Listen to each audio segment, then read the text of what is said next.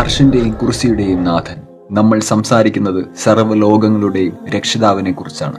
അൽഹംദുലില്ലാഹി റബ്ബിൽ ആലമീൻ. നമ്മൾ സംസാരിക്കുന്നത് മുഴുവൻ യൂണിവേഴ്സിനെയും അതിനു മുകളിലുള്ളതിന്റെയും എല്ലാം നാഥനായ സർവ്വലോക രക്ഷിതാവിനെ കുറിച്ചാണ്. നിങ്ങൾക്കറിയാം, നമ്മൾ ജീവിക്കുന്നത് ഈ ഭൂമിയിലാണ്. നമ്മൾ അത്ഭുതത്തോടുകൂടെ തന്നെയാണ് ഈ ഭൂമിയെ നോക്കിക്കാണുന്നത്. തീർച്ചയായും ഇത് വളരെ മനോഹരമായിട്ട് തന്നെയാണ് സൃഷ്ടിക്കപ്പെട്ടിരിക്കുന്നത്. ബില്യൺസ് ഓഫ് പീപ്പിൾ ആണ് ഈ ദുനിയാവിൽ ഈ നിമിഷം ജീവിച്ചുകൊണ്ടിരിക്കുന്നത്. 8 ബില്യണിലധികം ആളുകളാണ് ഈ സെക്കൻഡ് ഇവിടെ ജീവിച്ചുകൊണ്ടിരിക്കുന്നത്.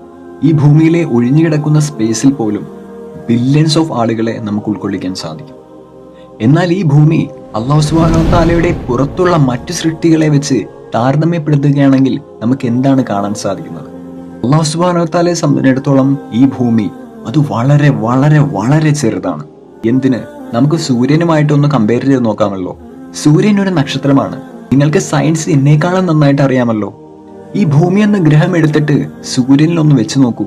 അപ്പോൾ നമുക്ക് മനസ്സിലാക്കാം 1.3 മില്യൺ എർത്ത് പ്ലേസ് ചെയ്യാനുള്ള സ്പേസ് സൂര്യനിൽ ഉണ്ടെന്ന്. 1.3 million earth in the sun. അല്ലാഹു അക്ബർ. സൂര്യൻ ഒരു നക്ഷത്രം, അത് ഒരു നക്ഷത്രം മാത്രമാണ്. എന്നാൽ അതേപോലെ നിരവധി നക്ഷത്രങ്ങൾ പുറത്തുണ്ട്.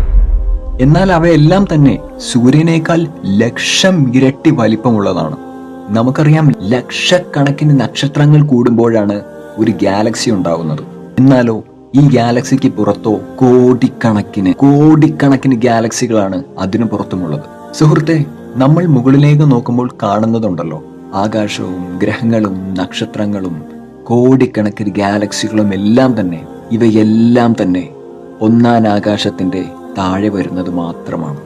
എന്നാൽ അള്ളാഹു 7 ആകാശങ്ങളുടെയും സൃഷ്ടാവാണ്. 7 ആകാശം. ഒരാകാശത്തിൽ നിന്ന് മറ്റൊരാകാശത്തിലേക്കുള്ള ദൂരം 500 വർഷത്തെ വഴിദൂരമാണ്. നിങ്ങൾക്കറിയാം, 500 വർഷത്തെ വഴിദൂരം എന്ന് പറഞ്ഞാൽ അത് എത്രമാത്രമായിരിക്കുമെന്ന്. എന്നാൽ അത് എത്ര സ്പീഡിലാണ്, അല്ലാഹു ആലം.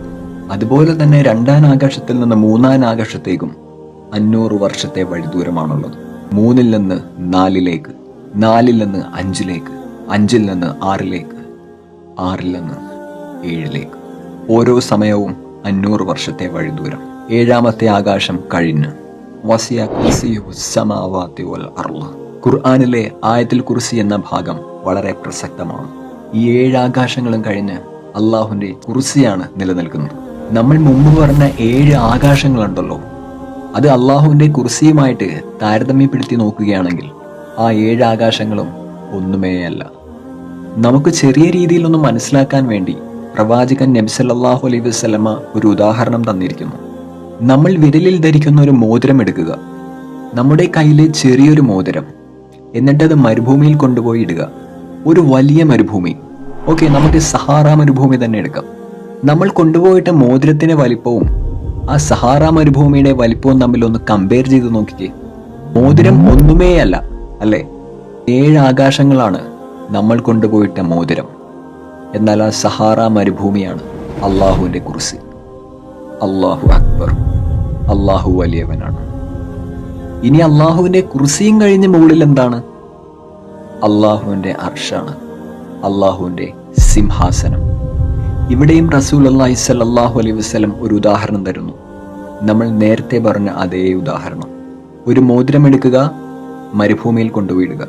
ഇത്തവണ മോതിരമാണ് കുർസി, സഹാറ മരുഭൂമിയാണ് അർഷ്, അള്ളാഹുവിന്റെ സിംഹാസനം. കുർസിയെ അർഷുമായിട്ട് താരതമ്യപ്പെടുത്തി നോക്കിയാലോ, കുർസി ഒന്നുമേ അല്ല, നത്തിങ്. അള്ളാഹുവിന്റെ ഈ അർഷിനെ മാലാഖമാരാണ് ചുമലിലേക്കുന്നത്. അല്ലാഹു അക്ബർ. അള്ളാഹു നമ്മുടെ ചിന്തകൾക്കും വളരെ വളരെ അതീതനാണ്. എന്താണ് അള്ളാഹുവിന്റെ വലിപ്പം? ആരാണ് അള്ളാഹു? എന്താണ് അള്ളാഹു? അതിനെ മുഴുവനായിട്ടും ഉൾക്കൊള്ളാൻ നമ്മുടെ ചെറിയ ബുദ്ധിക്ക് സാധ്യമല്ല. പ്രവാചകൻ സല്ലല്ലാഹു അലൈഹി വസല്ലം പറഞ്ഞു തന്നതല്ലാതെ നമുക്ക് വേറെ യാതൊരുവിധ അറിവുമില്ല.